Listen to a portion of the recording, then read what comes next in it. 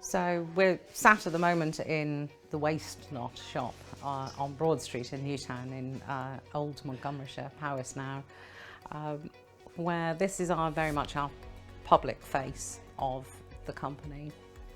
People are only too happy to donate items to us that they've either have no further use for, or maybe they need a bit of fixing. And we will do our best to fix them.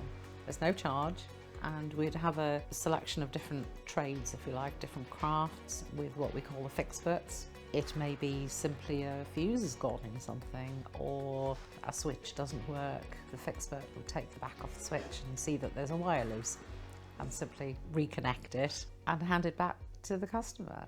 And that is the essence of a circular economy. We've saved another item from landfill. Since January this year, we are heading towards 100 tonnes of items which we have saved from landfill. But there's also the social element of it as well, where in an area like the Waste Not shop, we want people to come in and be part of the community that are all trying to do the same thing, ultimately save the planet.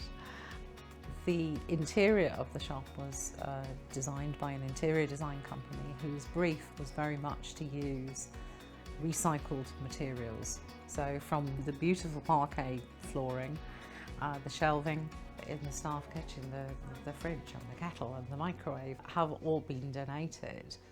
We would obviously love to see our Waste Not shop on every high street, whether it will be run by our company or other people who, grab that stick and run with it.